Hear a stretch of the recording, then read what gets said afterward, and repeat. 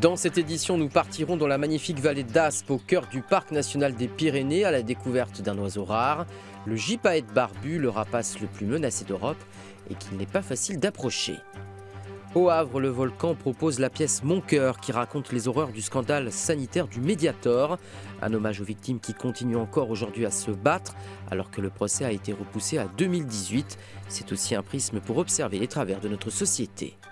Et pour commencer, nous allons à Toulon où la Jeanne d'Arc est prête à appareiller pour une nouvelle mission de plusieurs mois, direction la mer de Chine pour une aventure humaine et professionnelle incomparable. Des coups de canon résonnent dans la rade de Toulon. La mission Jeanne d'Arc est lancée.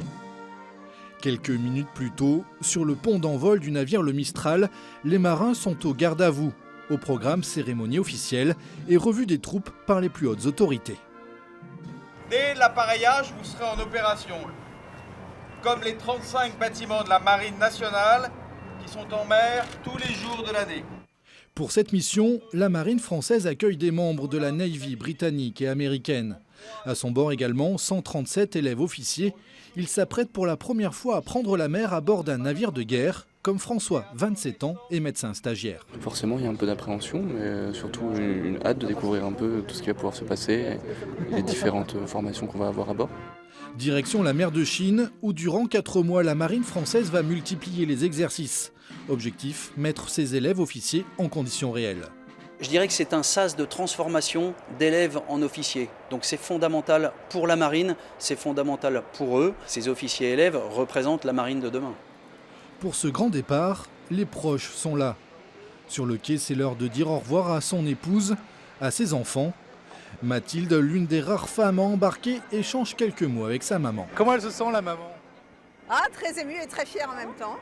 Et je pense que c'est une expérience unique et je suis très heureuse qu'elle puisse la vivre. La première escale aura lieu à Djibouti dans une dizaine de jours. Retour prévu à Toulon au mois de juillet. Une truelle géante pour célébrer les 50 ans de leur lycée professionnel dédié au métier du bâtiment et des travaux publics. Voilà l'idée originale d'une classe de première de cet établissement situé à Montigny-les-Metz en Moselle, une œuvre de longue haleine dans laquelle ils se sont fortement impliqués.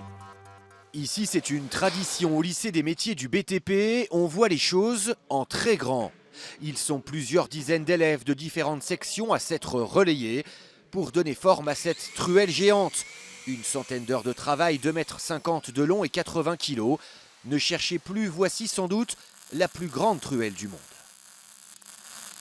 C'était pas mal, c'était un peu une grande chose à faire, c'était un peu pour la fierté du bâtiment. C'était intéressant, on a découvert un peu toutes les choses qu'il y avait à faire dans le bâtiment, tout ce qu'il y avait à faire dans la métallerie, il y a un peu tout dedans, quoi.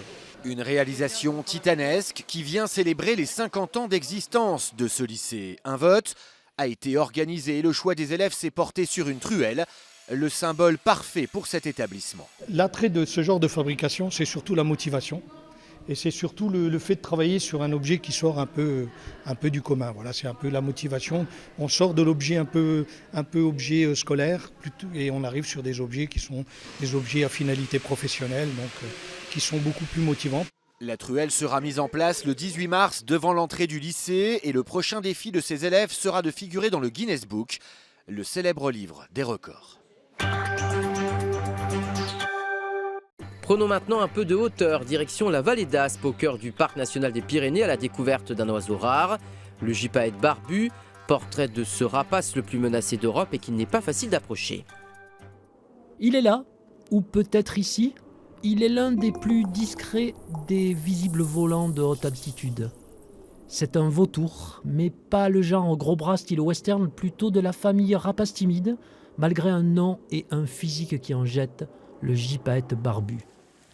Persécuté, chassé, empaillé, il est aujourd'hui choyé par les agents du parc national des Pyrénées. Suis-le parce que là j'ai vu sur le nid donc... Ah non, c'est un vautour fauve. Ici, en vallée d'Aspe, la famille s'est dernièrement agrandie, passant de 3 à 4 couples. On a la confirmation qu'on a bien un 4e couple en vallée d'Aspe de gypaète barbu parce que ce 4e couple est installé et actuellement il couve. Ouais, si tu vois rien, ça veut peut-être dire qu'il y a eu échec de la reproduction pour ce couple-là. Ce jour-là, le couple n'est pas présent dans le nid. Car la reproduction chez le gypaète barbu, ce n'est pas une histoire simple. C'est un bon père de famille qui ne supporte pas les problèmes de voisinage humain. Écobuage, alpinisme, randonnée, hélicoptère le font fuir de son nid, quitte à abandonner sur place sa progéniture. On va travailler avec les acteurs de territoire pour essayer d'éviter certaines activités considérées comme dérangeantes pour le gypaète barbu, en vue d'assurer sa quiétude tout au long de sa reproduction. Et donc les sites suivis de gypaète barbu, on évite de les diffuser au grand public. Le gypaète barbu est le rapace le plus menacé d'Europe.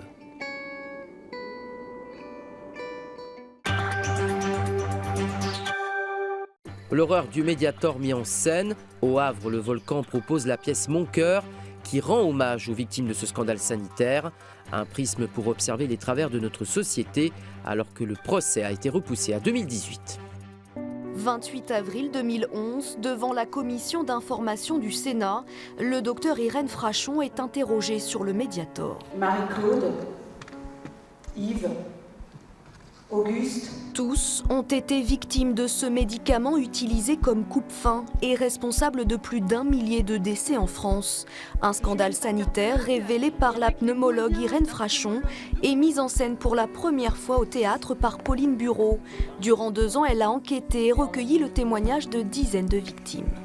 Plus je rencontrais ces gens, plus je rentrais dans leur histoire, plus j'avais envie de raconter ça. C'est-à-dire de raconter ce que c'est que les normes physiques, ce que c'est que de prendre un coupe-faim, ce que c'est que d'être empoisonné. Mon cœur retrace la vie bouleversée de ces victimes et de leur combat contre le plus grand laboratoire français Servier. C'est pas des gens, ceux qu'on a rencontrés, qui se sont écroulés. Il y a eu un écroulement et puis et c'est ça qui est important dans la pièce et que Pauline voulait vraiment traiter, que je trouve très beau, c'est comment elle se relève en fait de ça. Et comment elle fait pour vivre autrement, mais vivre. Et votre fils, est-ce qu'il a souffert? On m'a parlé de phobie scolaire, mais c'est pas l'école le problème.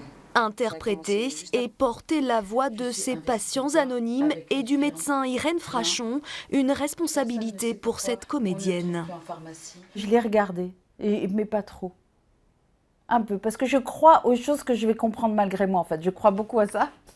J'ai confiance en ça. Et en fait, le premier jour où on a répété, où j'ai dit un texte de Frachon, enfin, bizarre de dire ça, d'Irène Frachon, je me suis dit, ah, ça a travaillé, en fait.